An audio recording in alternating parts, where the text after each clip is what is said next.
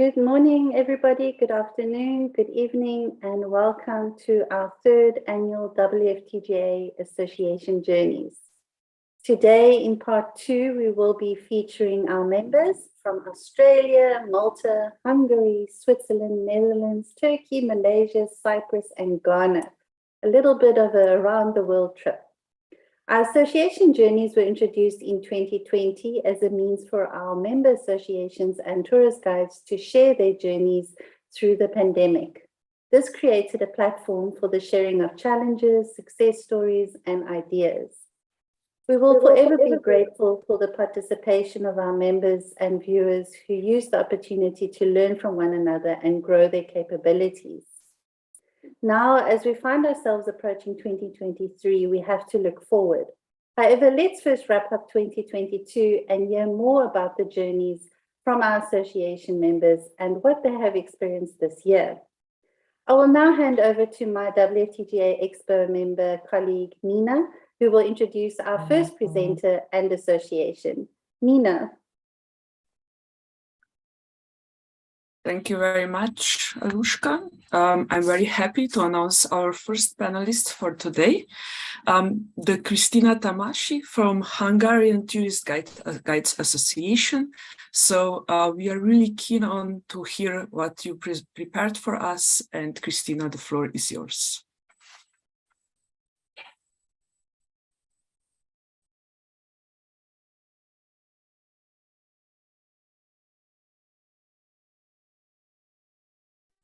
Just please unmute yourself. We see your presentation and you can start it. Thank you. So thank you very much again. I'm happy that I can be here with you. We are a small and quite young association. We started 6 years ago, so we just celebrated our 6th anniversary a month ago. And we are trying to be very active in many things. So may I have my next slide, please? Thank you. We have about 15,000 guides on paper in Hungary, but about 4,500 are active. And we have 2 associations. You hear the other one yesterday, MISS is the abbreviation of it. And we lost quite a lot of people because of the pandemic and also because of the table situation, as we call it in Hungarian. That means that we couldn't put much on the table according from the authorities.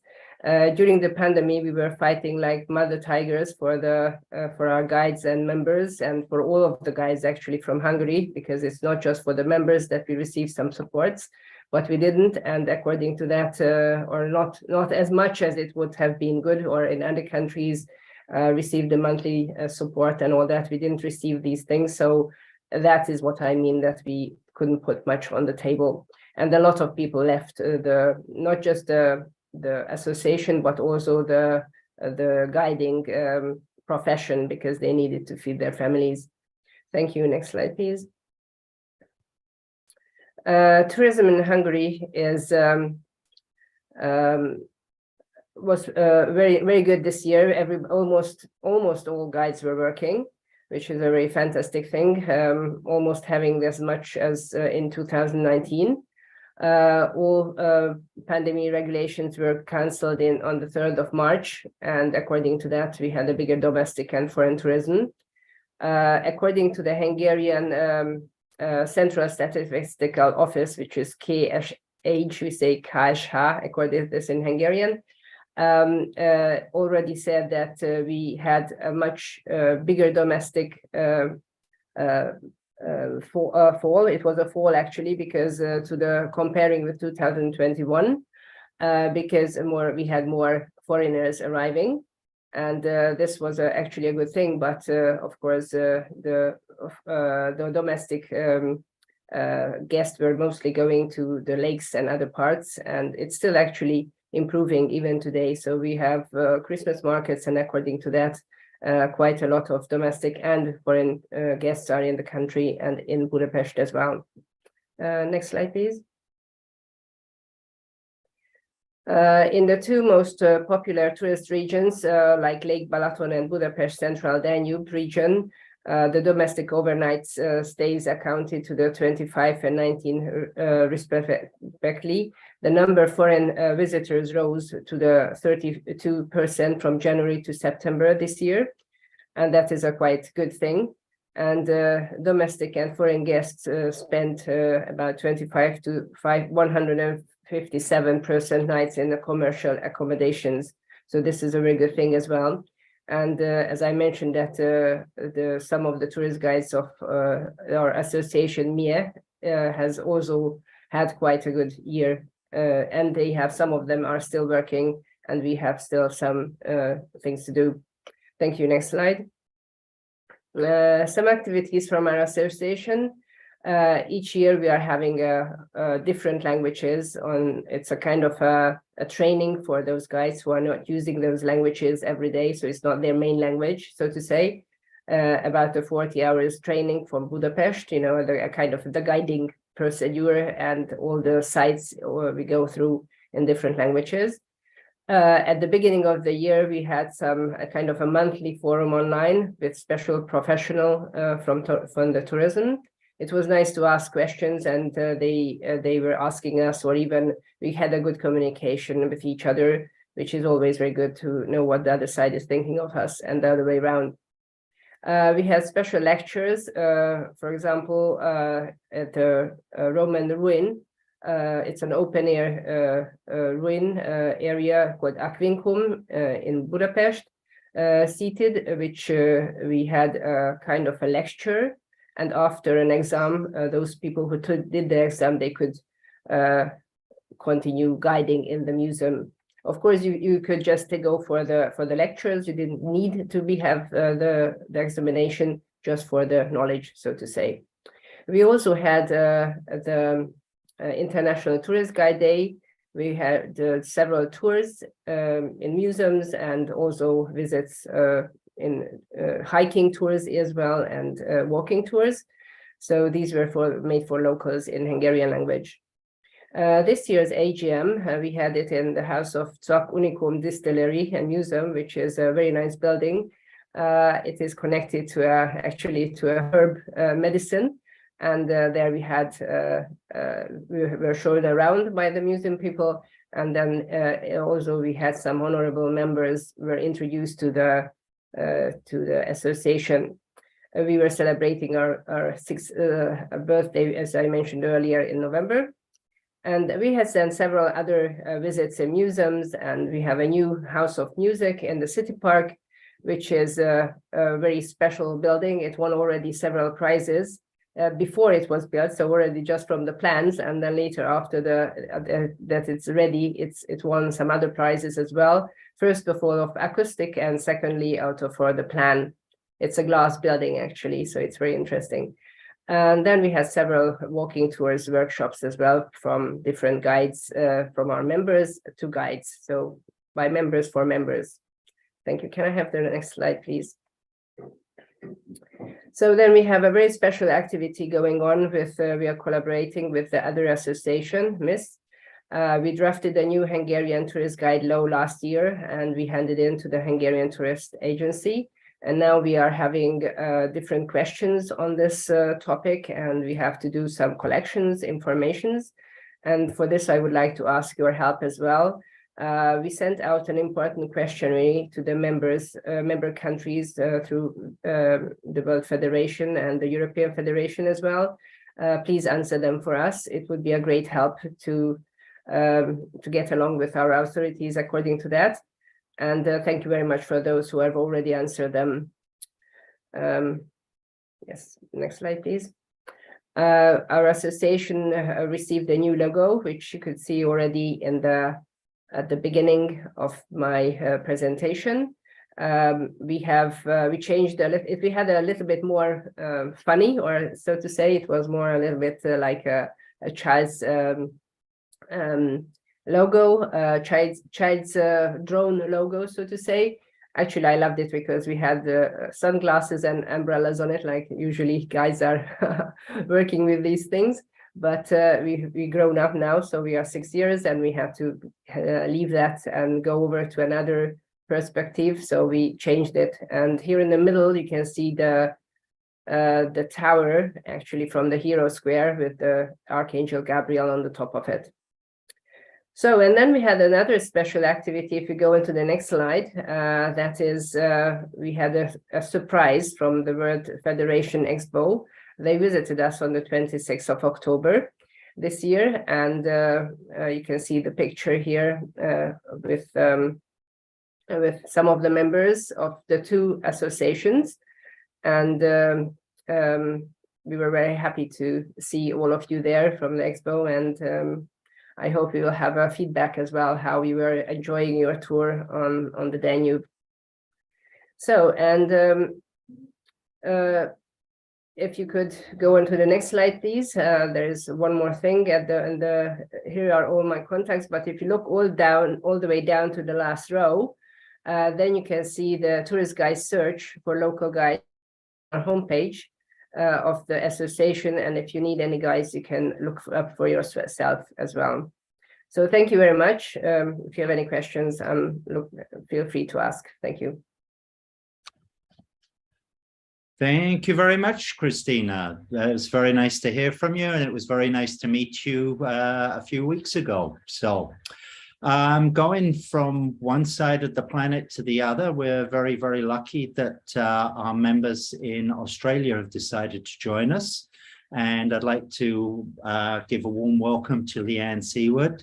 And she's with Tour Guides Australia and in the lovely city of Melbourne. So I know I always pronounce that wrong, but you know, I always get told by Australians, no, you pronounce it this way. But anyway, that's my best go at it. Thank you very much for joining us, and thank you, and off you go. Thank you, James, for your warm welcome, and greetings everyone who's attending at WFTGA this evening here in Melbourne. So this is my first time as president of TGA, Tour Guides Australia. So I'm hoping my presentation is in line with what you're looking for this evening. Yeah, so that's just our branding and logo there. And so, yeah, I guess we've been asked to talk about successes tonight. And certainly we've been so pleased to see that our members are certainly re-engaging with our association again, like members who've perhaps been hibernating or dormant for the 2 years duration of COVID. We're really pleased to see many of those members coming back, still keen to guide. And and we know that because it's our insurance renewal, public liability insurance renewal, and also our membership renewal. All of that activity is happening right now as we speak. So we're really pleased to see that engagement again, and people readily signing up. There's not even sort of reluctance about that. People are doing that without too much prompting. We're certainly also seeing a lot of interest from new tour guides joining Tour Guides Australia and becoming going through our accreditation process. So we don't have a tightly government regulated tour guide industry in Australia. It's really up to individual associations to provide training and accreditation, and we are very active in that space. One of the key benefits of our membership is that we do provide a group public liability insurance option for tour guides who are doing the basic tour guiding package, like mainly walking tours or coach step-on guiding. But if you start getting into things like driver guiding or bike tours or active tour guiding, then you do need separate privately arranged insurance. But certainly we can offer a discounted policy. TGA does benefit from that with some commission arrangement as well. But that's a very big draw card because it's very competitive compared to other policies and providers of public liability insurance, and that is certainly a key requirement for tour guiding in Australia. Another activity we've been working on the last 12 months is our membership category. So we've just provided more clarity about our membership categories.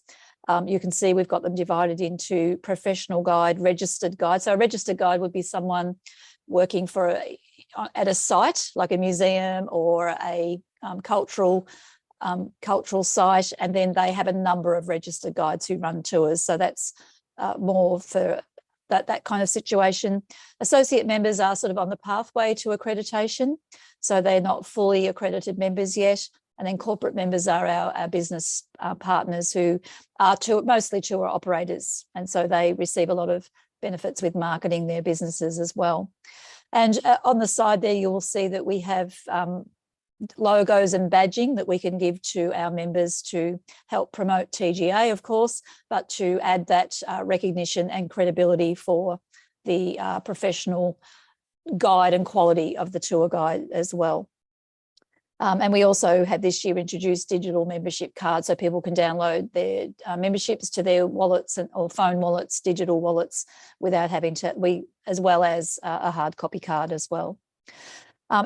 We kept our members engaged as well during COVID and this past year, when we're obviously more open with professional development events, and we had 33 different events, and we've really worked hard to move from a Melbourne-centric organisation where half of our membership base is, to a much more Australia-wide focus. So we do have members right across the country, but certainly one of our goals is to build that membership so that we are truly national, not with that Melbourne sort of bias that we've tended to have in the past. So over 600 attendances at our PD FAMIL events are very.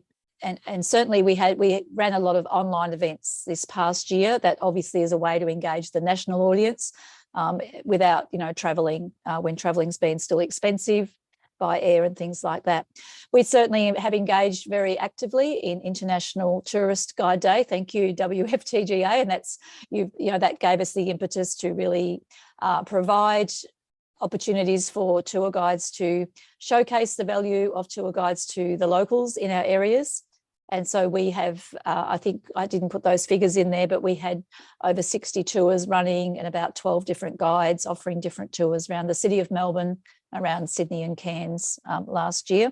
And we hope to expand on that again this in February 2023. Opportunities, we are certainly very active in the space of advocacy for tour guides. So the national body does provide us with that greater recognition when we're approaching our federal and national governments with the issues that are impacting guides, particularly with the shortage of guides at the moment right across the nation, with the recognition that it is a career path, not just something in the gig economy or for backpackers and the itinerant workers. And also the opportunities we have to promote tour guiding as a career and a profession. Our government's been involved in restarting tourism, and we've been very active in that space of contributing submissions to really put forward the need for recognition of our training, some support and funding for those programs, and to really put tour guiding as that front gate position when we are welcoming tourists, that we are the face of that kind of links the guest with the destination. We have developed a micro credential training course, not just in the vocational sector where those courses run for 6 or 12 months, but we have developed and we're about to relaunch our sort of like a 5-day program to bring new tour guides into the entry and provide them with those entry-level skills and knowledge so that they can then link up with a mentor, with a tour operator, and then receive more operator-specific guiding. And one of those initiatives is being involved in a government-led tour guide training hub, where those tour guide associations like ourselves can put our courses up and have them there as that's a really big marketing asset to have that distribution channel. Challenges, just to finish off, we do want to encourage members. I heard Christina showing you or mentioning their member zone portal. I'll just show you ours at the very end as well, where our tour guide members can advertise themselves and be accessed by tour operators. One of our challenges is we do have a new management committee, quite a change after a lot of stability for a long time. And that's really just the people who've been long serving have decided to step down. We do want to involve our members more. That's always an ongoing challenge. Many people are happy to sit and watch what happens, but we really want to involve people who've got the right skills and expertise to help with leading and managing and running our organisation. We do need to increase our revenue base, and corporate membership is a way that we're working on there. And also we do acknowledge the high workload and extremely stressful conditions that tour guides in Australia are working under at the moment, again with a lot of demand and a lot of guides who've left the industry.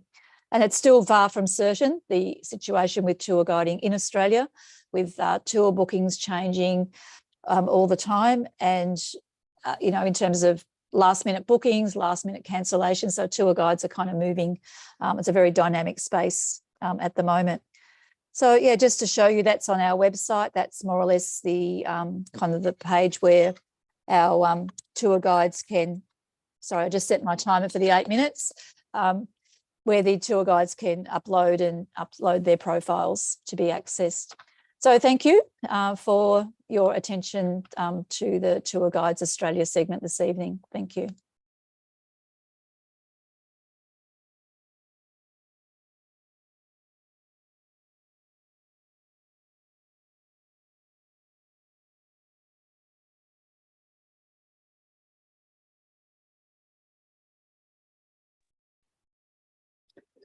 So thank you very much, Leanne.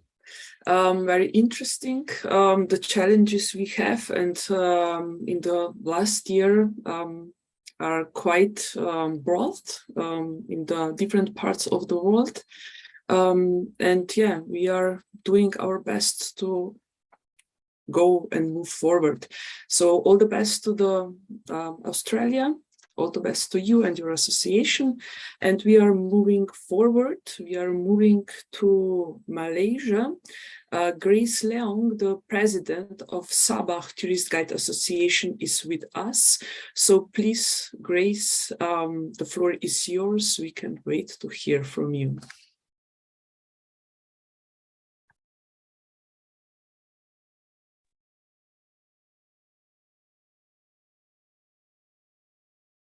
Hello, everybody.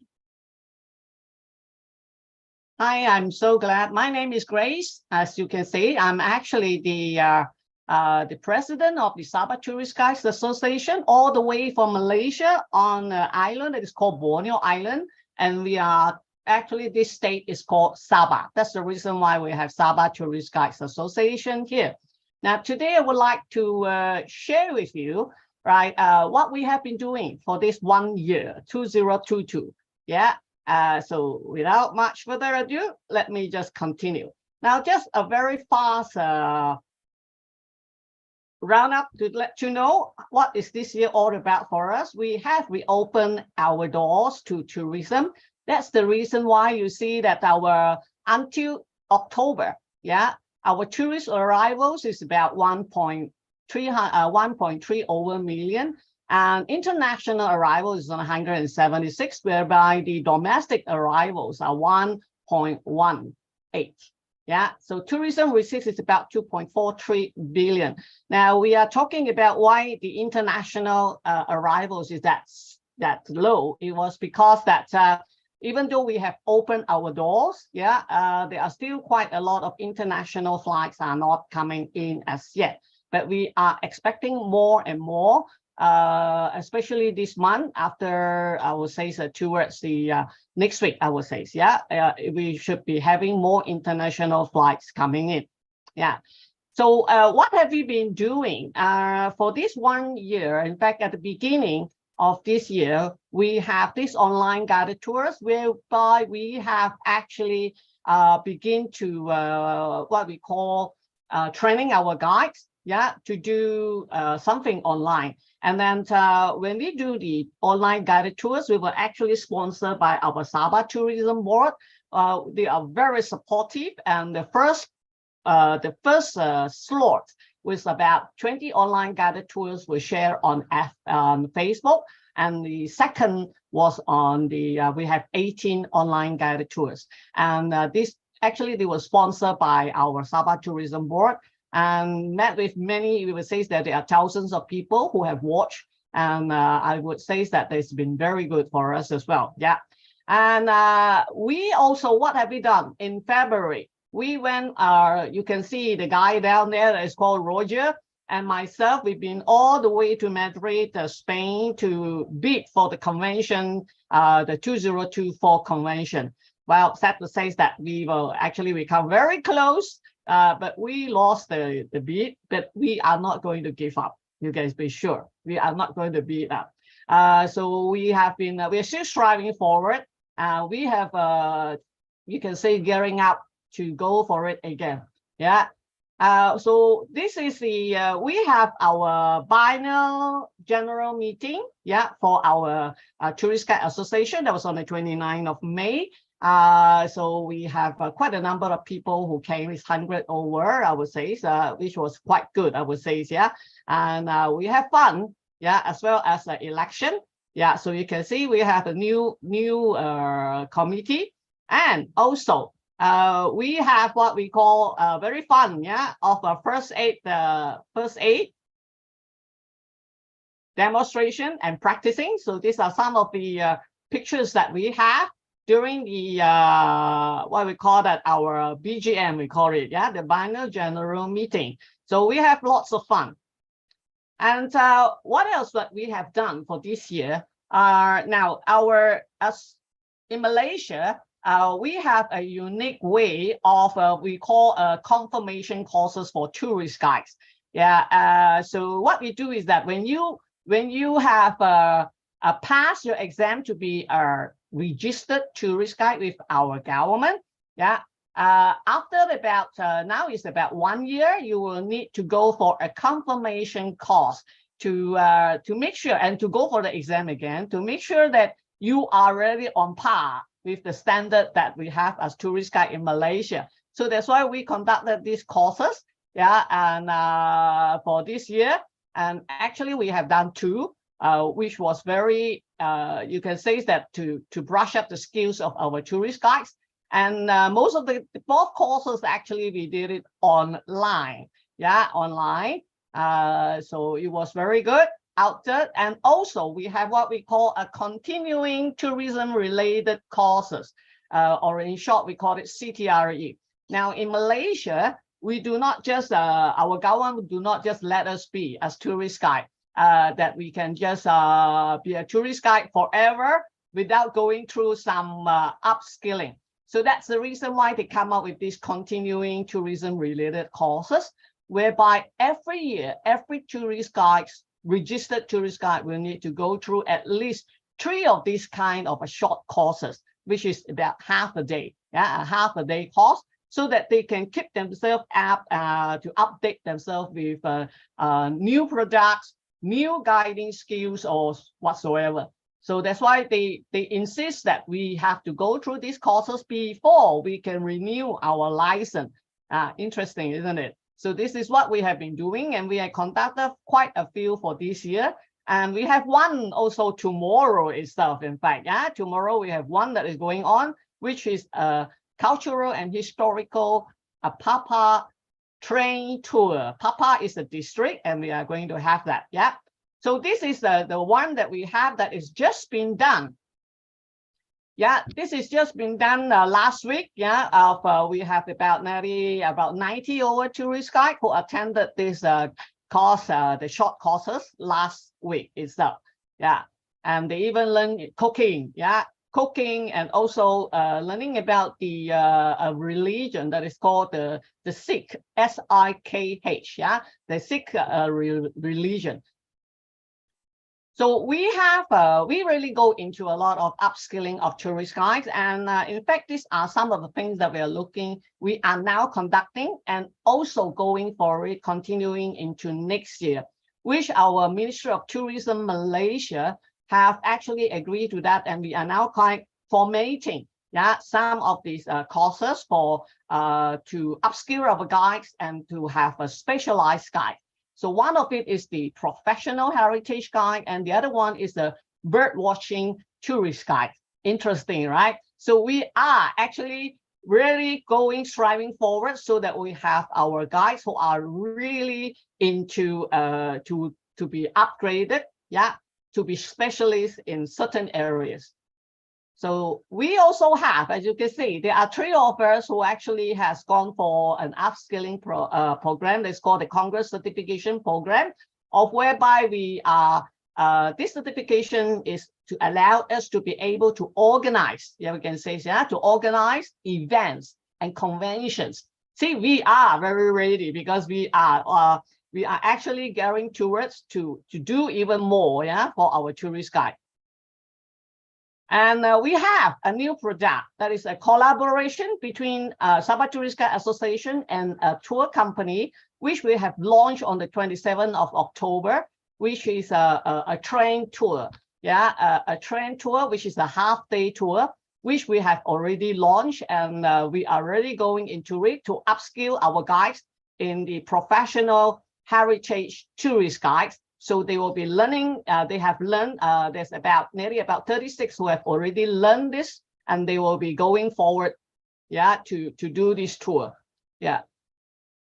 So this is part of the things that what we do for this particular tour is that we don't just only want to highlight our guides. We also highlight the community-based tourism, of whereby we have involvement of indigenous natives, within this tour itself.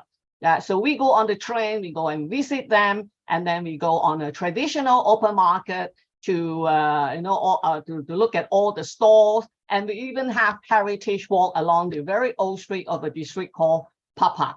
So you can see that we have already launched this, and it is will be a very interesting train tour plus a heritage walk as well. And see, we have the guides who have actually went for the training on the train itself, practical. We are having another one tomorrow. And we also participate in local and international conventions. The recent one, the one is actually the 24th in May, of which this is the Asia Parks Congress, and a career inspiration symposium for youth, which was in October. And the very recent one, which was last month, which is the World Tourism Conference, whereby we participated in the hospitality desk, welcome desk, and together with our Ministry of Tourism. So we are really going forward. So this is the Career International Symposium, and this is the Asia Parks, and of course the World Tourism Conference, which just ended last month.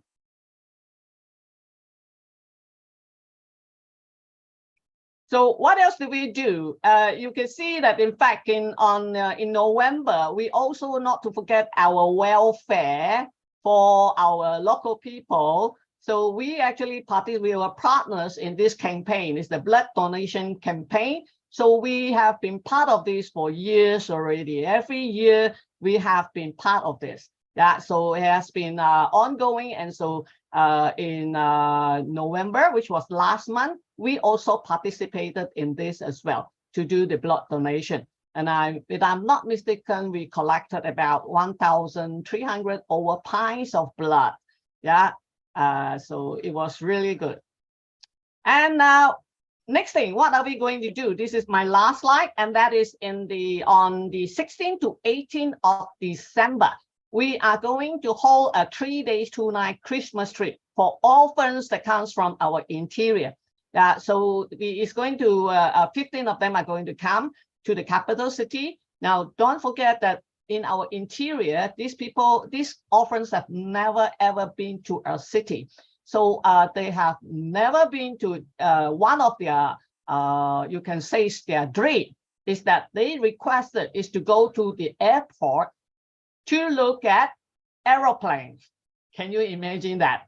So it was really, I would say, that inspiring that we can do something like this. And it is actually in collaboration with the Lions Club and also with our local welfare government authority as well. So that's what we have been doing, and we will continue, because the you can say the upskill training of our tourist guides. This is going to be next year. We're going to have a lot of things that's going to happen. And we will continue, of course, the good work of welfare and so forth.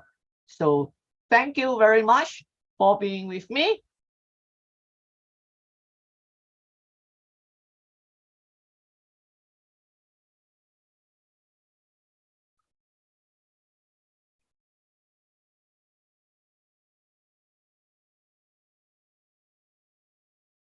Am I still on?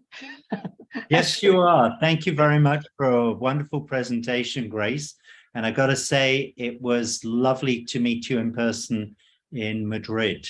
So, and my little niece loves the little monkey. She went nuts for it. So thank you very much. So in a minute, I'm going to be introducing from the Malta Union of Tourist Guides, which covers both the island of Malta and the island of Gozo. We're very lucky to have Frans van Avendonk. Hopefully I've got that all right. Frans, it's a pleasure to meet you. Thank you very much for joining us. And thanks for taking the time from your day to tell us all about your incredible part of the world. Thank you very much, Frans. You're welcome. Pronunciation was quite okay. It's Van Avendonk, not Van, but anyway, that's just the accent. So I'll start the share screen to go through our year as the year of restart, as it is called. We had a number of a number of items. I'll go through it month by month that constitute our year. So we had a well-attended AGM for the first time without COVID restrictions. I mean, the last bit of COVID restrictions, still wearing masks and keeping your distance, where a new council was elected. In the same time, there was also the Malta Film Awards week, in which a number of cinematic events were held, and one of them was about screen tourism.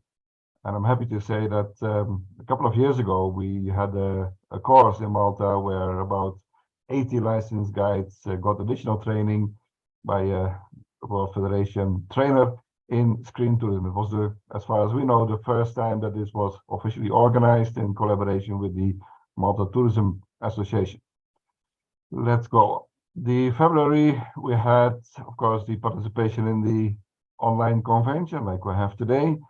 And we decided to have an extra general meeting because we were approached by the tourism authorities to get financial aid to support an alternative system to what we generally refer to as the whisper system, which is widely used by guides as a means of communicating at distance, and of course increased during the COVID period. As there was a lack of these systems, a local company developed a system by using the private mobile phones of the guests. And initially it was a very promising event, but when it was brought to a live demonstration, we realized that we looked more like the Kung Fu films from Bruce Lee from the 70s, where you see the lips moving and half a minute later you hear the voice. Well, a little bit less, but anyway, it was too disturbing to be supported by us, so we canceled the whole system, which was estimated to be worth about 50,000 euro. Of course, the International Tourist Guide Day happened. We didn't organize any public events because they were still under restriction at that time. So we organized an event for our members. And it was the first time in 2 years that we could do something. So we visited an old Navy hospital, which is now a science center. And it was a very pleasant event, closed off by communal lunch. A few days later, we had another event for our members visiting, again, a Navy facility. It was a war cemetery and the former head office of the British Navy in Malta, which is an old fortress going back to the Middle Ages, but was used by the Navy as the head office. And we had two people that were members of the armed forces in the past who showed from their own perspective, the guides through the war graves and through the old fortress. April, we had an unusual event. It was limited to a handful of members, where we had a tuition with a speech therapist about how to use your voice and how to take care of the voice. It was completely booked out in no time, and it was very well received. And also on the same day, we received the last payment of the COVID support. Malta was pretty lucky that all guides that are registered as working were given for 2 years a monthly financial support. So we still lost members in the sense that people change job because of more security and higher income when you do something different, but it helped many of us through the COVID pandemic. Okay, so then we started the restart really of tourism when after April everything got open. We did feel the shortage of guides that had changed job or that had taken early retirement. So we did see that there were shortages sometimes. Luckily, at the same time, in April, the results came out of the guides examination, the course which had lasted during the whole COVID time, 2 years, and resulted in 22 new licensed guides. Finally, also, we managed to get the certification ceremony of courses we had organized just before COVID hit us. Especially a food course was held. It was the first time that we had, with university collaboration, a particular course for food tourism. Of course, Malta in the center of the Mediterranean has its own food and delicacies, and this was also about how to organize, how to set up, and all other backgrounds. Different courses were held during the COVID. Malta invested a lot in reskilling and upskilling of its workforce, and also a number of participants in that course from the university were honored with their certificates, and as you can see that in the right picture. For the first time, there was also, after 2 years, a large meeting of tourism professionals, which you also attended. And for our own members, we organized a beer tasting. As in many places in the world, Malta also has now a number of microbreweries, and the large brewery is also producing a number of special brews. So it was a good occasion to organize a beer tasting event in a local pub, which was planned for June, but then in the end had to be moved to July. Of course, July we saw further return of tourists, especially the sun and sea loving kind of tourism, but it was a busy summer. Then we go to our anniversary. The union was founded in 1980, so we were due to have a large celebration for our members of the 40th anniversary in 2020, but that didn't happen. So we had to postpone it, and finally it happened last summer in August, and it was very well attended and very well received. Let's go on. We have September.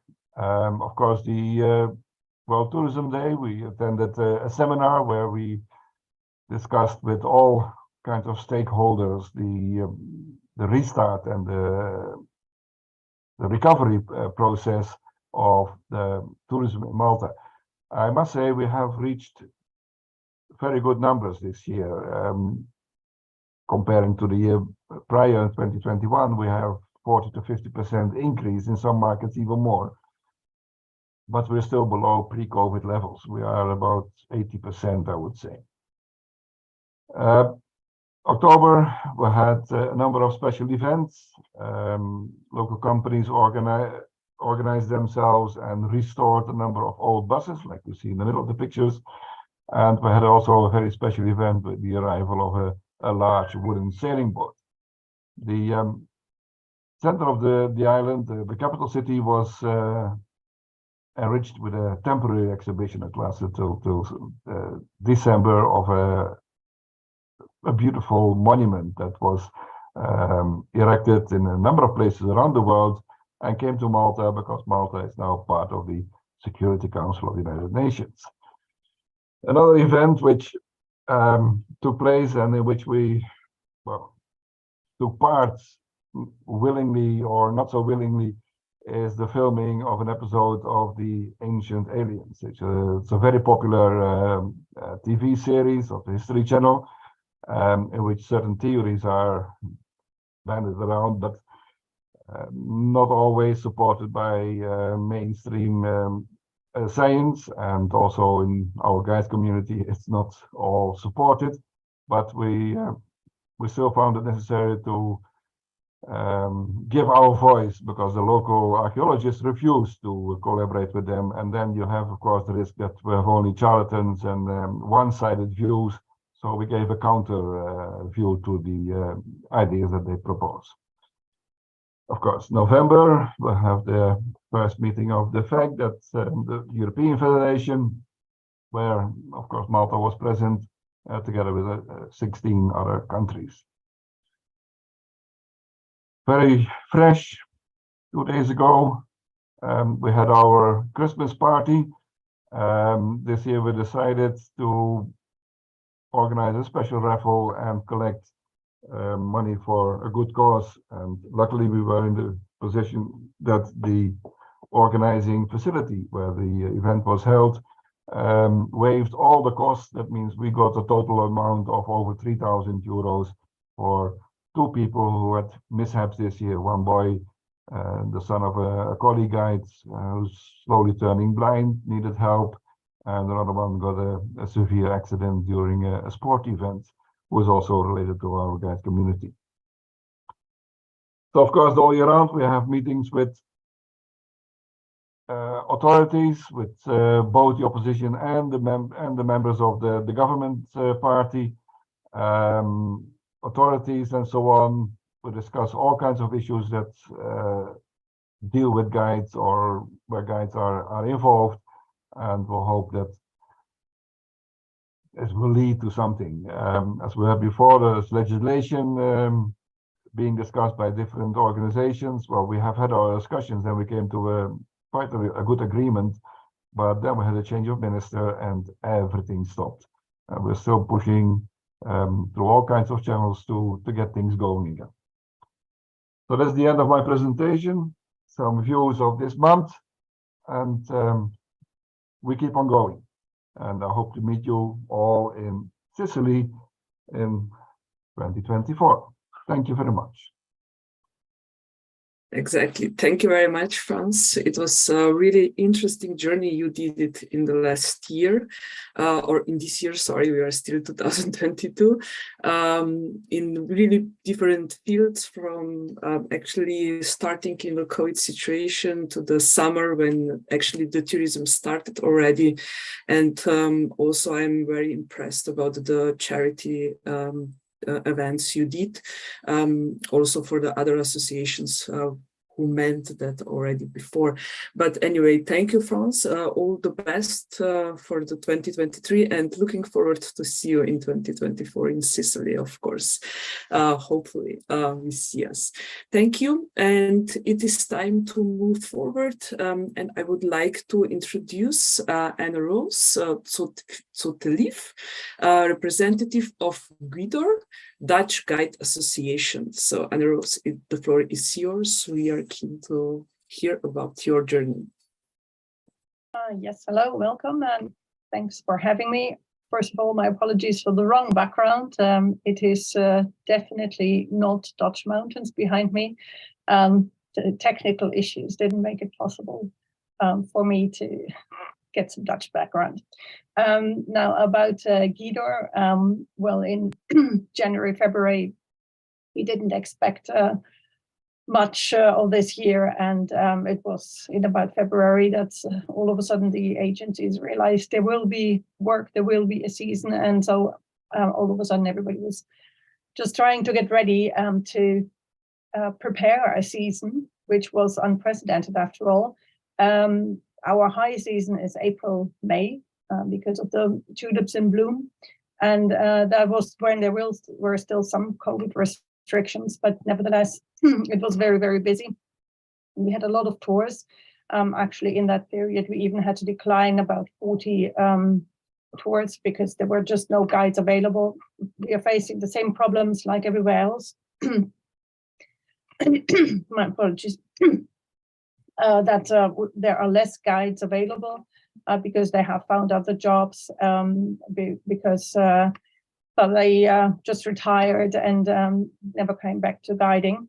But we haven't lost too many members of our association because we have reduced our fee to 155 euros, and for associate members 150 euros. So we didn't lose too many members. We even gained some members, so we stayed more or less even in that respect. Yeah, guiding in the Netherlands is not regulated. So you just need an exam if you want to be part of Guidor, but we couldn't have any exams. The people for exams usually come from a course which is offered by a local institution of a national guide. And because of COVID, they couldn't have any courses for the last 2 years. So our next exams will be just in 2024 when the cohort that is now in training will be finished. So hopefully then we will get there more members again. And we have an education program in the winter for all members, but as well people who are not member can take part in the education program. Very dedicated panel organizing everything, and every member has to take part in those, not in everything, but in a certain amount of educational, it's an excursion, always one excursion, and it is lectures, sometimes in person. And what we have adopted from COVID is that we sometimes keep online lectures. So to combine the social part in meeting each other and as well sometimes the more comfortable part being at home without having to travel. So this year they are less visited. Why we still have to analyze, we don't know yet. But I hope that will pick up again. And they started a little early this year, so that might be the reason. Then for the rest, we don't have so many big changes within the association. There was an internal problem in the board of directors, an unworkable situation, why the previous board of directors stepped down in May. And there is an interim board of directors. Excuse me. And they are still, they're just taking care of everyday business. And the plan is in January, there will be a new meeting, a general meeting where a new board of directors should be elected. And then hopefully we can step forward with new plans and things for the future. The situation in Amsterdam is the concerning over-tourism situation. The Amsterdam itself had calculated a minimum of 10 million visitors is necessary, a maximum of 20 million visitors, one after which we would call the situation an over-tourism situation. And this year we will reach 18 million visitors. So the city already has a new plan of rules, what they want to do to approach the situation. The main problem is the red light district that attracts a lot of visitors who think anything is possible in Amsterdam. So they will start a campaign next year, early next year, to discourage people to come to Amsterdam and just go loose. And they will change regulations regarding the restaurants and pubs when to close, the coffee shops. And so we'll see if that will work. For us as guides, the implementations are that we are not allowed to walk with more than 15 people in a group. And there are certain parts of the city, such as the red light district, that we're not allowed to come with groups. So they are working on dealing what they expect to come. The expectations towards 2030 is that it could be up to 30 million visitors. which will make the situation impossible in the city. So we're trying to deal with the city as far as possible to bring up our position in the context of the situation. Yeah, because of the board of directors situation, we didn't have any extra things. We had one extra meeting, which was the introduction of Rehberleri. We were invited to see their show, which was about Klimt, where a majority of our members joined. But other than that, it is relatively quiet at the moment because of the change in the situation of the association. So next year, hopefully, we will be moving forward a bit more. Another thing was that we all kind of were caught up with the situation that there was a season, which we didn't expect earlier. I think that's about it, what I can tell about the Netherlands.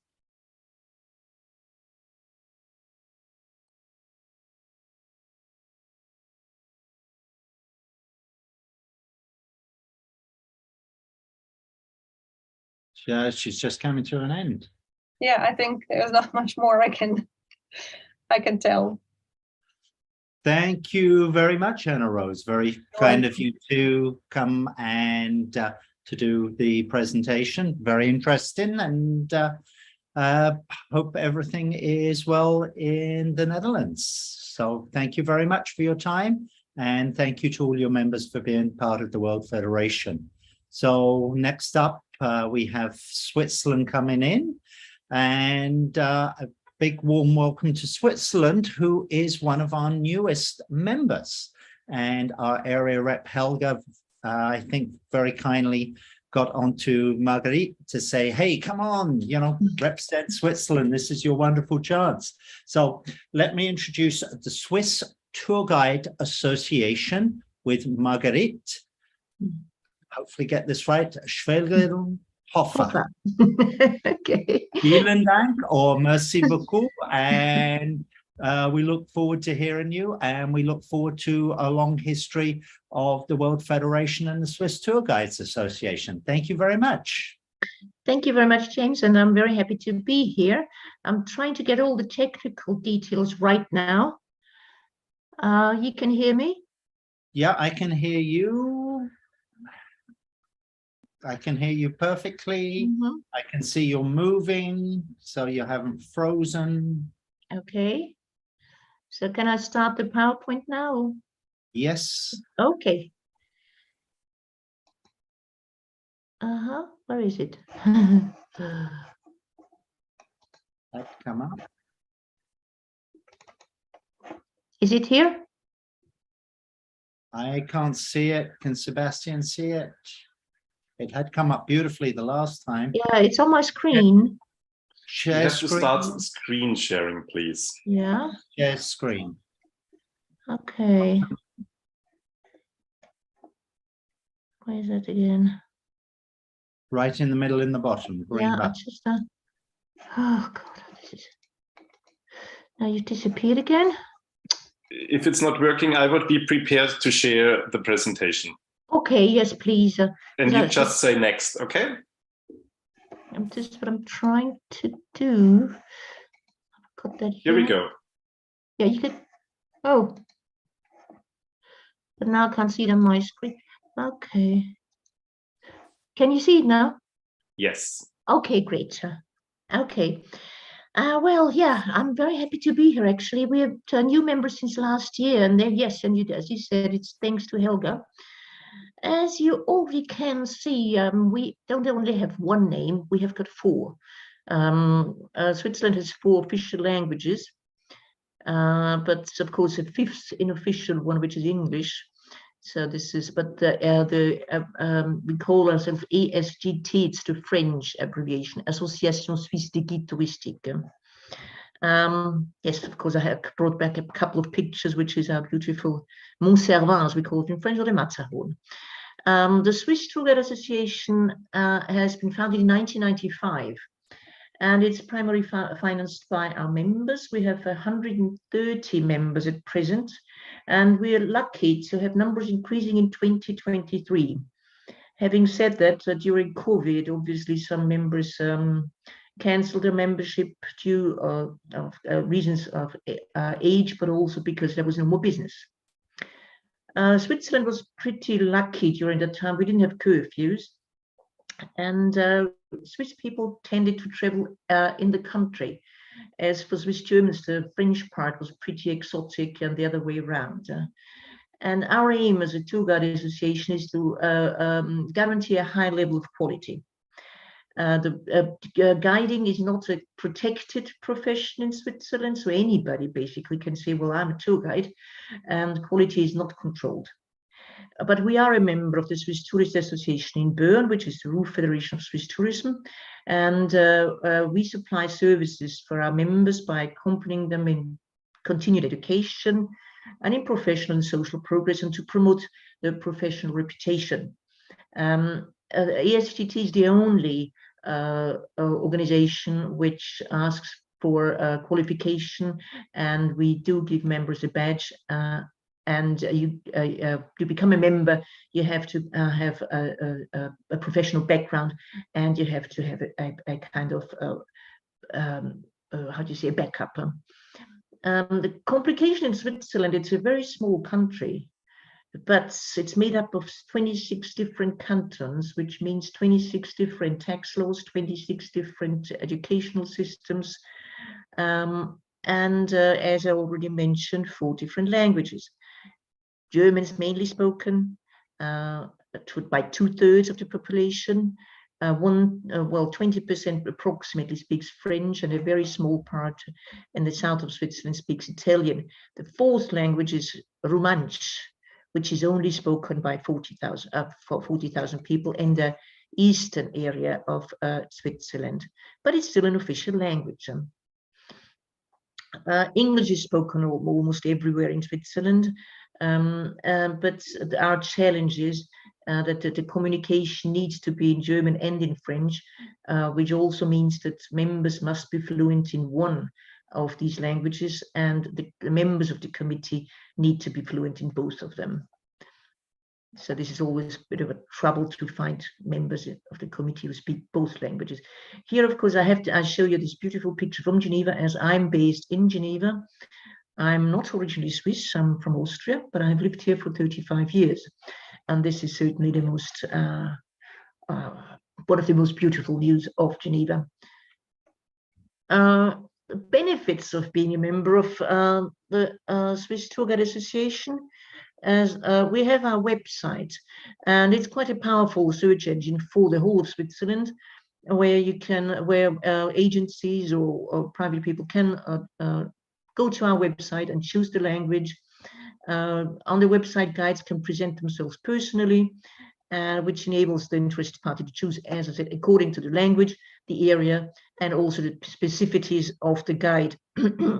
We have split these areas in 13 different areas, because 26 cantons, this can get very confusing to people, because Switzerland looks very small, but distances can be quite challenging, because we always have some mountains in between.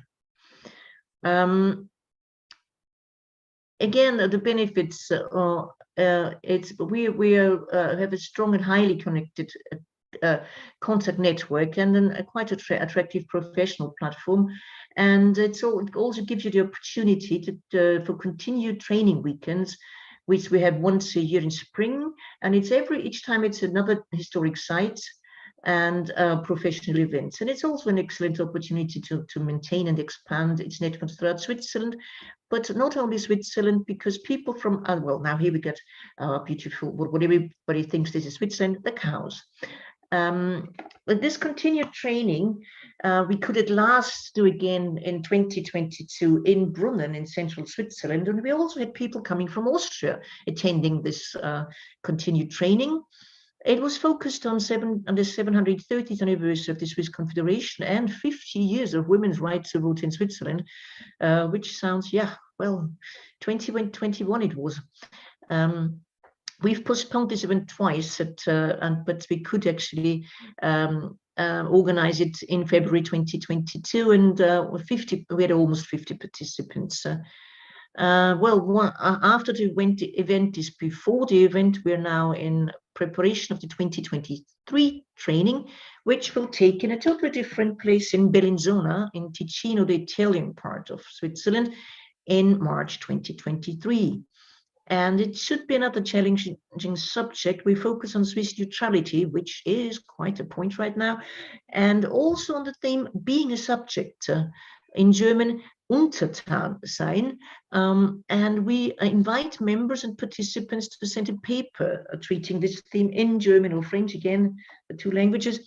And the document will be published and distributed amongst members, and it usually turns out a very interesting document to kind of base your tours on.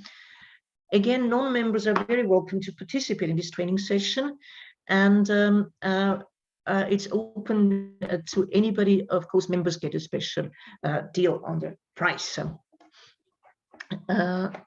Yeah, again, a beautiful picture of Bern, and more benefits of being a member of the Swiss Tour Guide Association is participation in the General Assembly, continued training and networking, and again, each time it's on a different historic site. So this year we had it in Lausanne. Next year it's going probably to be in Biel, in the bilingual section of Switzerland, in Fribourg. You can the ASGT badge with a picture of a photo of identification, and again this will guarantee the quality for customers, and you can also get personal business cards with the ASGT logo at a very advantageous price. You also receive the newsletter 3 times a year, participate in guided events of other ASGT members, which were perfectly last year. We have been able to go to Thun, been invited by one of our members to Solothurn for the we actually managed to network amongst ourselves pretty well, and we can also so I can ask other guides for different geographical areas in Switzerland where they do guide.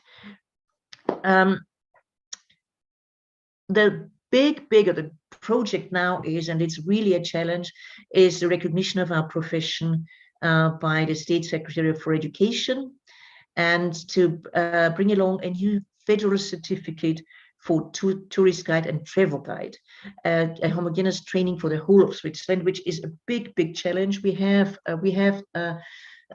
it's more or less sorted out, but now we need a location and bring it all to prepare video conference and all. So it's probably it's a project for 2024, which is very dear to us, but it still takes a lot of time and effort. Of course, when this is my president saying the disadvantages, of course you have to pay a membership fee, and again, what the ASGT is not a tourist agency to hire guides, and this is but we do get occasional requests which we share and forward to our members. So our biggest challenge is now to increase the number of our members and to offer more training opportunities, and certainly to aim for more recognition as official guides. As I've already said, it's not a protected how do you say, it's not a protected guide is not a protected profession in Switzerland. Basically everybody can walk around and say I'm a guide. Different cities like Geneva, we do have official guide badges, but still it's quite a challenge. Well, the last thing I want to share is greetings from our president. He cannot participate today because he's actually just published a book about Geneva, and he's very busy promoting this book. But he still says hello. He's been around for the last ever since the Tour Guide Association, the Swiss Tour Guide Association exists. He's been vice president, and since the last 2 years he is president. It's going to be his last year actually, because of his age, he wants to find somebody to take over. So this is my little introduction to the Swiss Tour Guide Association, and I'm very happy to answer all your questions. So thank you very much, Margit. Really interesting. More the most of all, I'm really keen on the projects you are taking on in the 2023, and fingers crossed that everything will go out as you are planning to, actually to also protect and to put the standards of the tourist guiding also in Switzerland. So all the best for 2023, and thank you very much for sharing the your journey with us. You will see maybe there are some questions in chat, so you can actually answer them in next minutes. Thank you. It was really a pleasure to having you here. And of course, hopefully we see us in 2024 in Sicily. You are very welcome. In Sicily? Yes, Wow, exactly. exciting. We have a convention in January, so you are very welcome. Thank you, Margit. And we move forward. We move to Cyprus. Lelia Milona is with us, the president of Cyprus Tourist Guide Association. Hello, Lelia, and the floor is yours. So please share your presentation that we are really keen on what we will hear from you. Thank you, Nina. Hello to everyone. I'm glad to meet you online. I will try to share my presentation. Okay.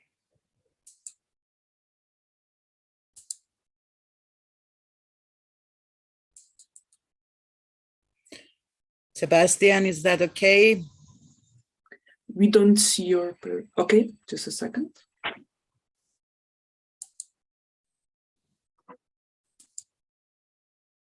So just put the presentation mode and then it will be okay.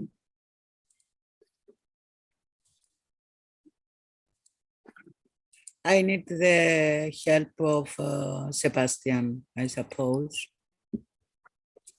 Okay, then just stop sharing and Sebastian will share it with us.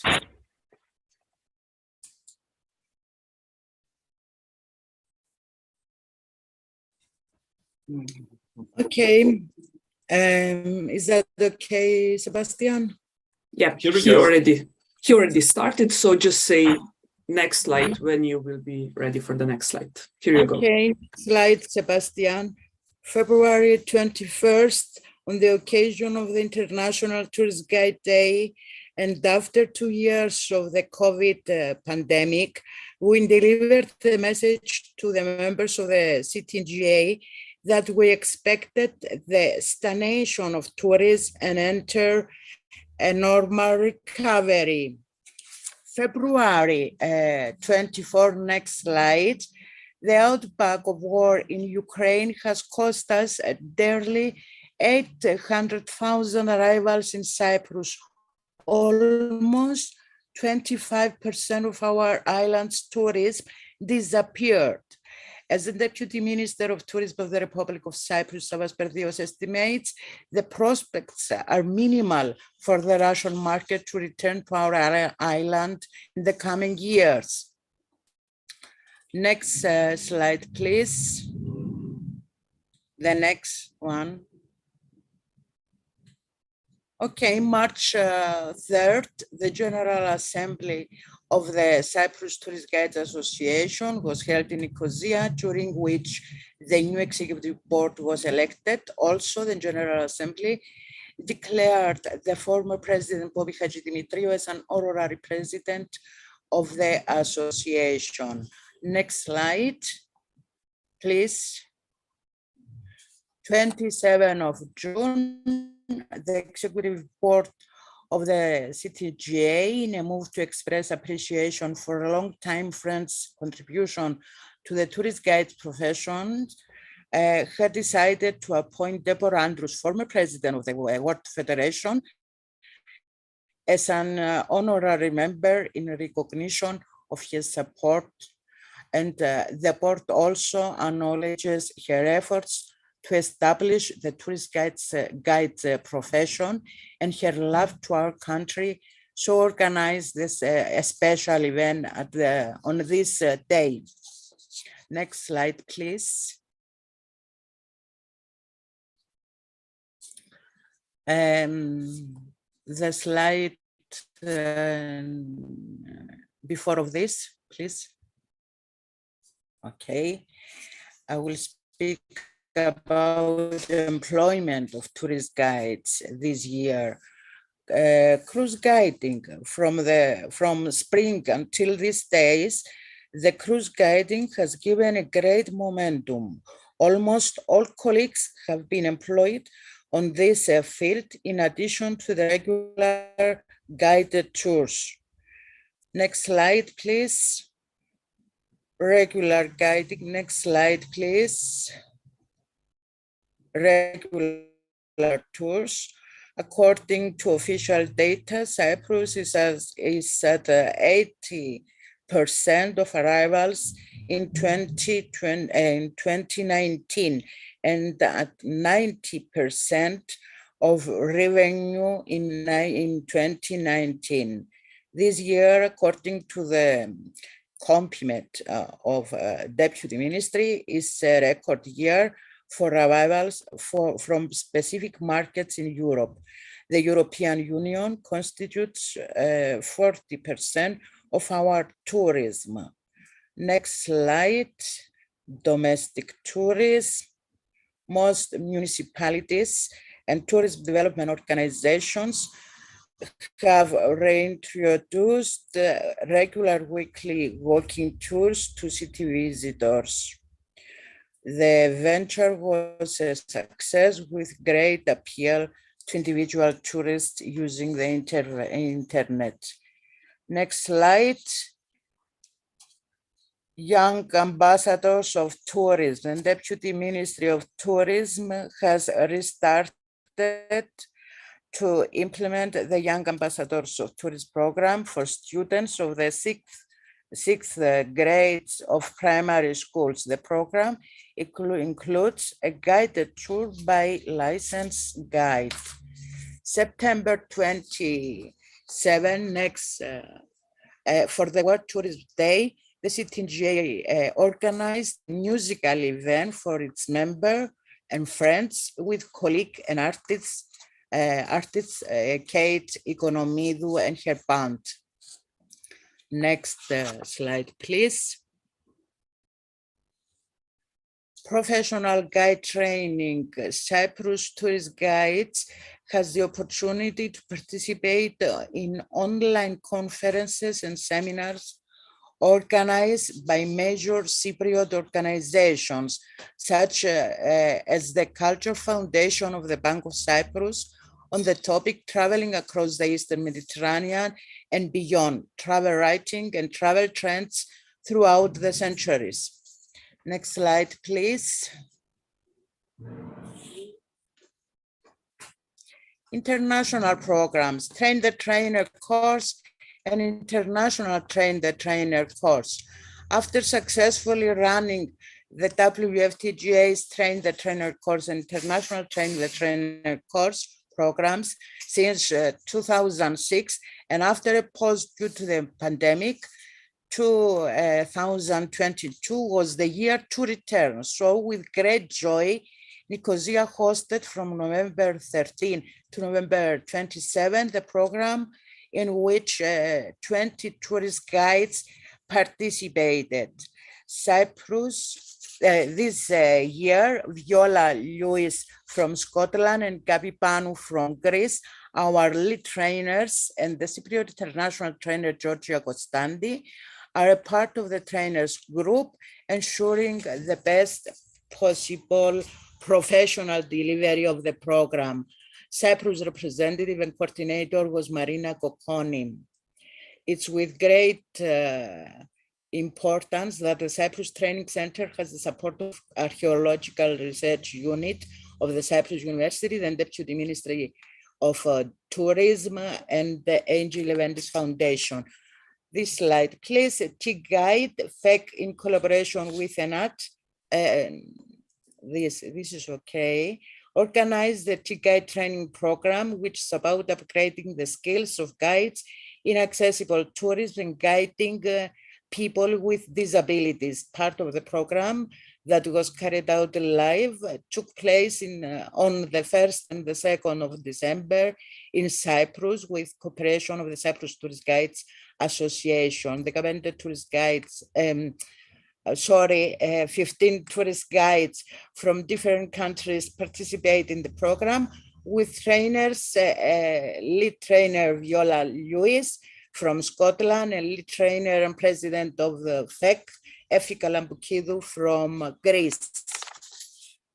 Lastly, for the holidays, the Cyprus Tourist Guides Association wishes the large family of guides around the world happy holidays, a happy new year, and great success in the professional field.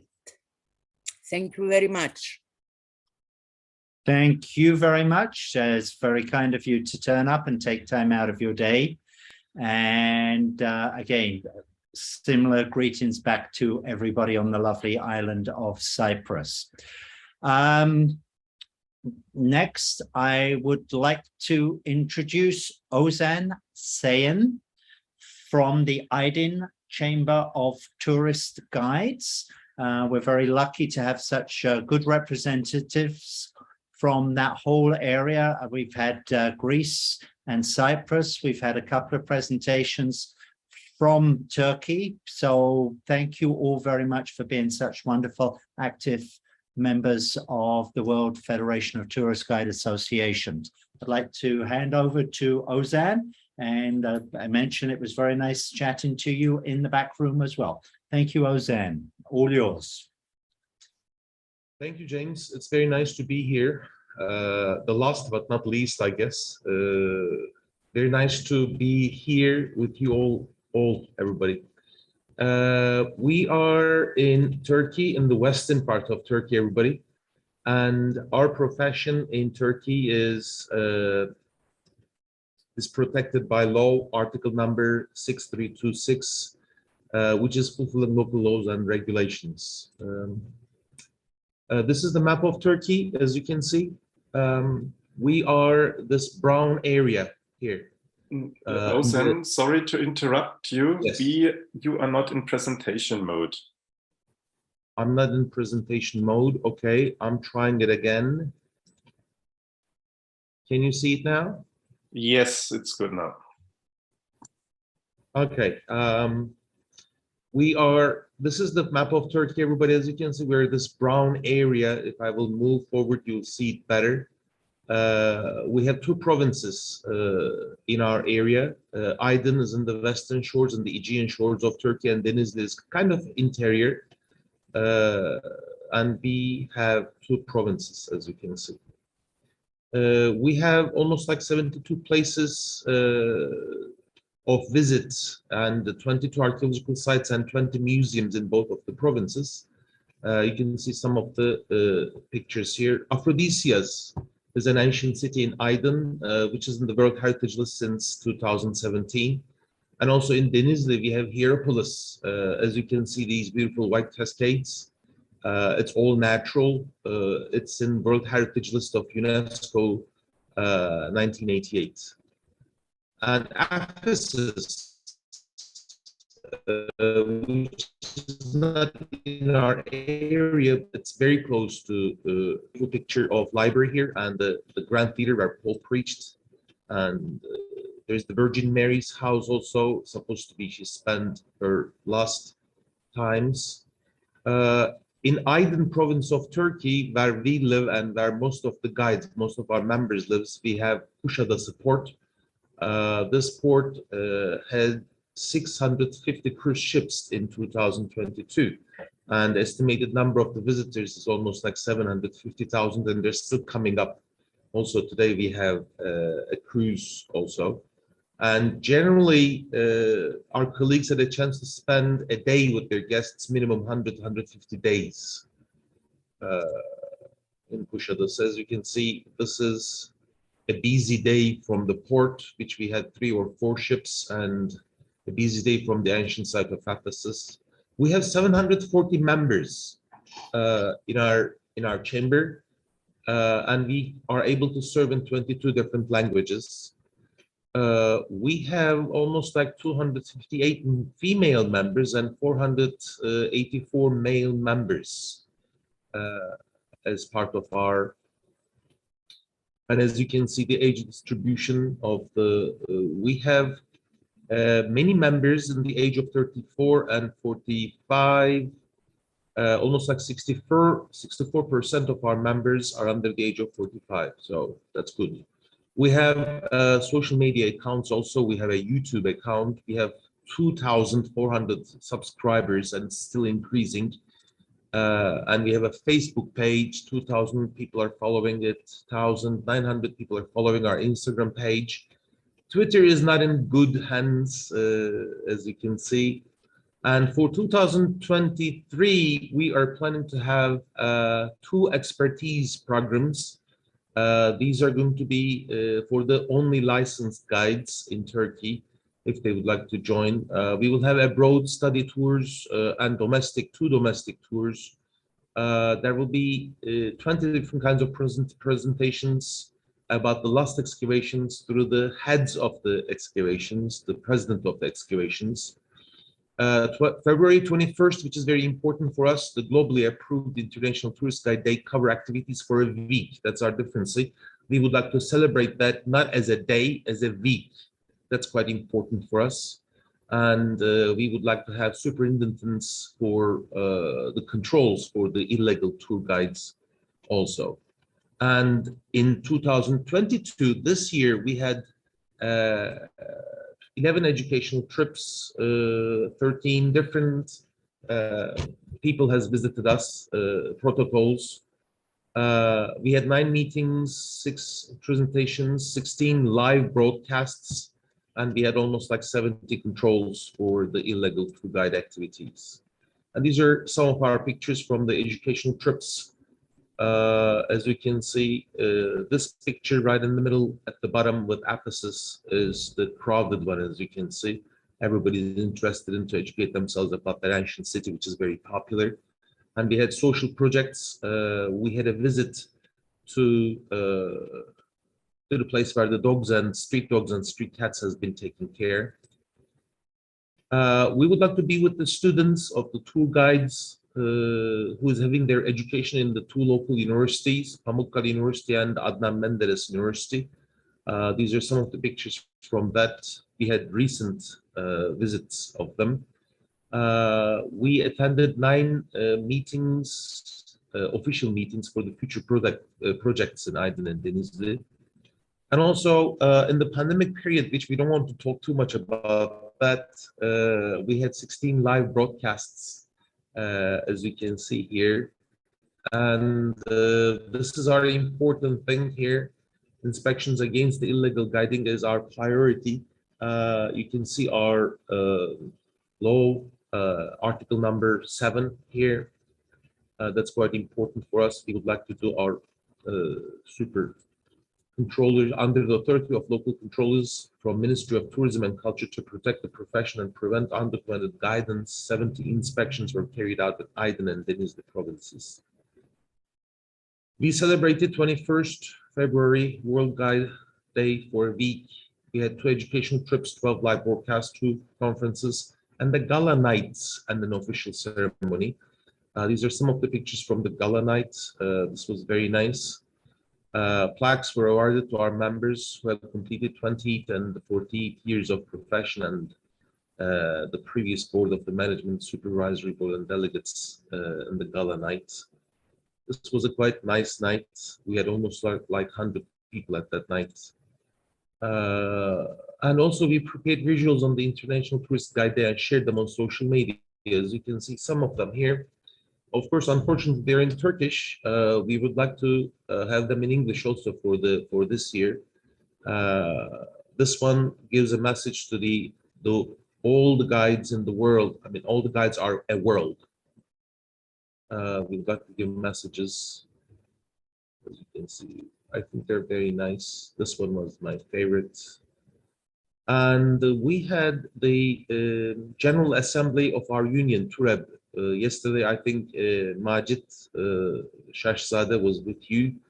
and he may have said some things about that. At that day, just the day before, we visited the mausoleum of Gazi Mustafa Kemal Atatürk. As you can see the picture behind of me also, the father of Turks and our eternal guide, with an official ceremony before the General Assembly. Unfortunately, we lost two of our members. They passed away, but we had also 3 babies opened their eyes into the world. And this is quite interesting. In our logo, maybe you're thinking about, we can see ARO, but there's T. T is in the shape of a man who is called a Zeybek. Zeybek figure is used in our logo. It's, as you can see the picture to the left side, that's very nice. Zeybeks, who had their own folk dance, had made important contributions to the independence war, as you can see here. That's their dress, and it's very colorful dress with their boots, which is handmade. We have an upcoming educational trips to Balkan countries. We will visit Greece, Macedonia, Kosovo, Albania, Montenegro, Croatia, Bosnia, Herzegovina, Serbia, and Bulgaria.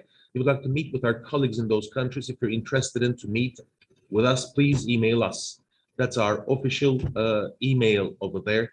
It's going to be starting at the end of February 24th. Thanks for listening to me. Thank you very much, Ozan. Very informative, very interesting journey you did, and a lot of plans for the next year. Hopefully we see us in your Balkan tour. Anyway, there was one question in the chat, and the question is, with such a large membership, do you have a significant number of paid staff within ATRO? This is Lian asking, so maybe you can also answer her in the chat, or if you just do it quickly now before we move to the next. Yes, definitely. We have two persons working with us, for us. And of course, they're responsible for the record of our members. Every year, Turkish tour guides should apply to be active or not active according to our law. So they're dealing with all of that. Yes, we have 2 workers, and we have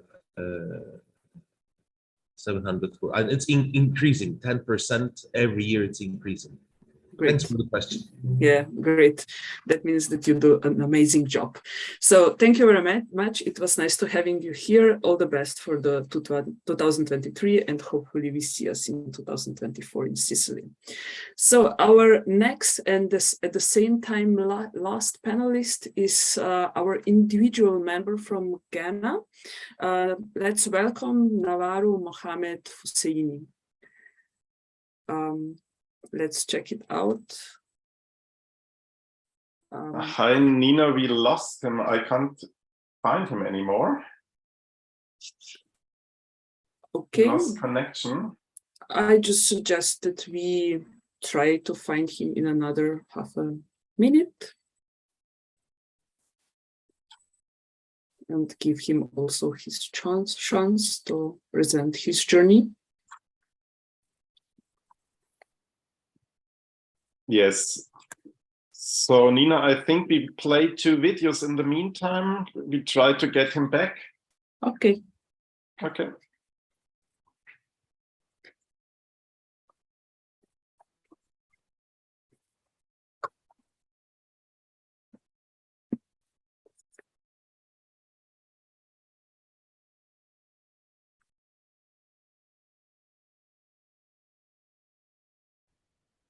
Good day, everyone. My name is Manu, and I am happy to share to you the 2022 WFTGA journey. It all started when we met in person and virtually through the 19th WFTGA convention, the hybrid one, where we held it in Madrid, Spain, where we attended in person and at the same time using the virtual platform, where we experienced fun and happiness and where we meet new friends, and we were able to elect the new sets of the executive board member of the WFTGA. After which, we celebrated the February 21 International Tourist Guide Day celebration, wherein we were able to celebrate our profession and to tell the world, either through virtual platform or even through our free tours or even through our sessions, learning sessions about the importance of tourist guiding in the value chain of tourism. Aside from which, we were able to meet with our new areas representatives, with our training committees, and at the same time with our volunteers. These are our backbone of support to actually implement and to actually let our programs be known to as far as what we can reach it. And as well as networking, marketing, promoting our association to other international associations and organizations help us to be inclusive, help us to be global, and at the same time, help us to let the world realize the importance of our profession. Aside from which, of course, we honor our members that even we are limited in terms of our in-person meeting, where we were able to set up virtual members meeting where we catch up with each other. We also even was able to implement or launch the virtual information session, wherein there are panelists, there are volunteers, there are attendees from our national trainers, and at the same time from our WFTGA members, which actually serve as a continuous professional development for them. There's even an informal chit-chatting and talking and catching up with each other using the WFTGA T-Chats 2022. That even launching the Did You Know platform in our social media pages actually has helped a lot to understand even the basics, relevance, and at the same time, those who are very important details which somehow we may have taken for granted. More importantly, the WFTGA this 2022, aside from the in-person training, which was held in Cyprus this November of the year, also we have had training in some other areas of the world in person. So that's why we are really getting to normal. And what we are to present you as a very exciting one is finally, for the very first time, the whole executive board met up in person to do strategic planning and at the same time to show each other's support and the dedication to be of service to you, our dear members, so that in the next coming years of the term of the current executive board, it will all be coursed through a very excellent, a very effective and efficient way of running the association. So with that, what's coming next? I am turning you over to Maricar for her to tell you what exciting days and months awaits the WFTGA. Thank you very much.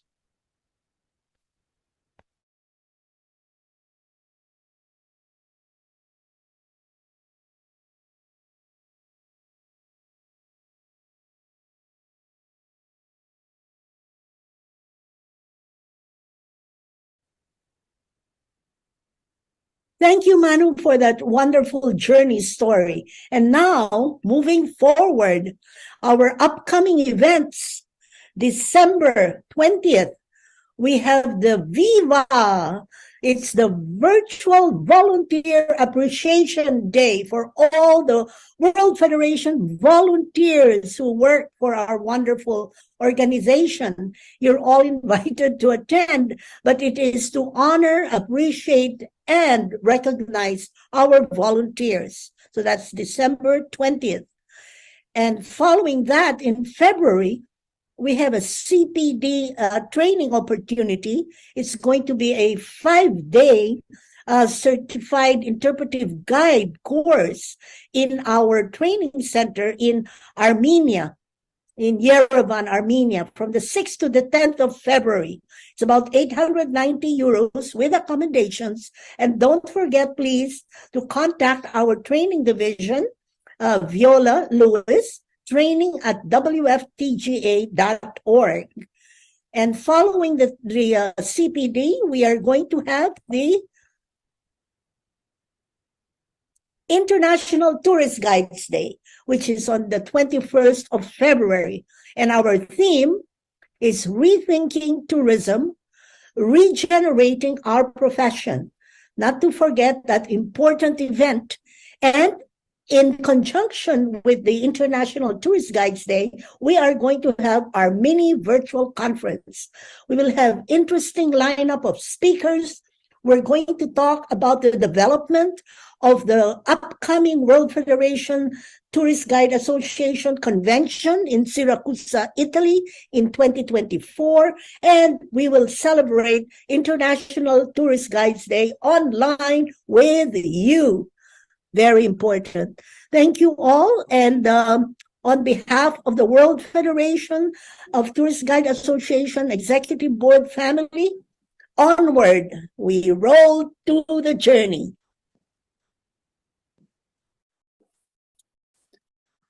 So that was the journey we did as expo of WFTGA in the year 2022 and what we are planning for the next year. So we will be really happy if you will join us.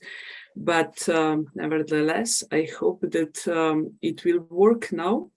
I will give the word to Navarro. So Navarro comes from Ghana, is our individual member. Navarro, the stage is yours, so please share with us your journey. Exactly at the moment he left.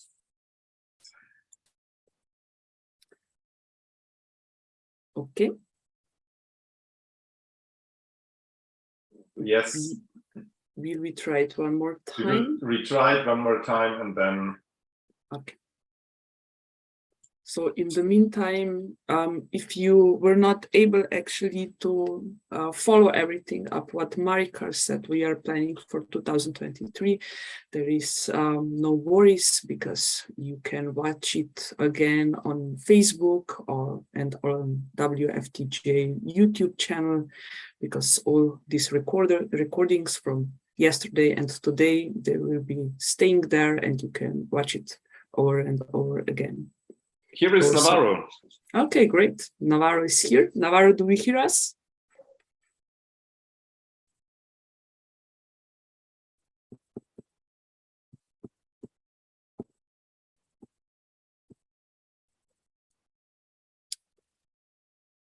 Okay, so we are trying to connect to Navarro. Navarro, do you hear us? Can you please unmute yourself?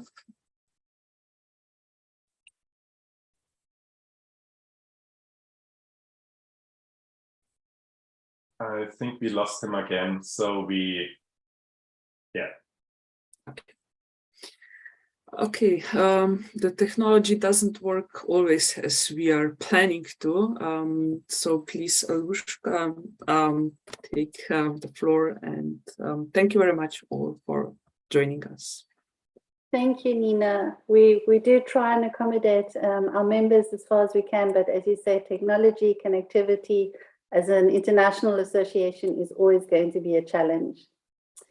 But with that, I'd like to close our part 2 session of Association Journey and take this opportunity to thank all our presenters from today, our WFTGA team, namely our Expo members, Nina and James, for facilitating today, and of course, Sebastian, our technical support, as always, a fantastic job. So thank you very much.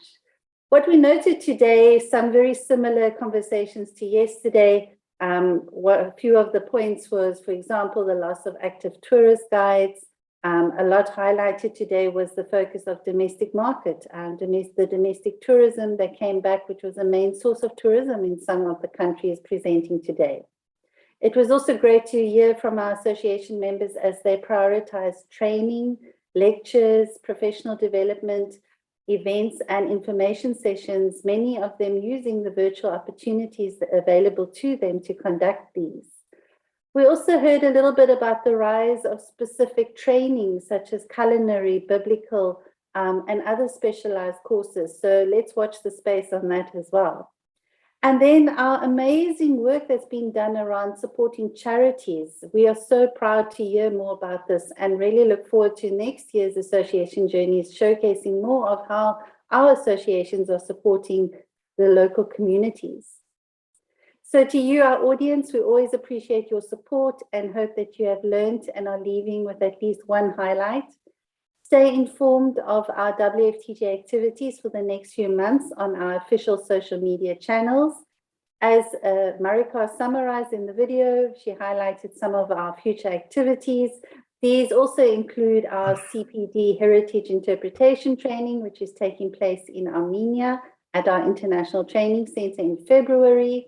We will, of course, look out for all the activities around International Tourist Guide Day next year in February 2023.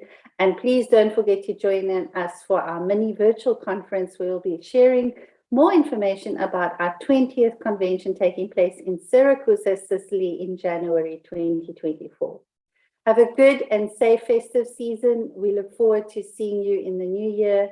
Goodbye and all the best.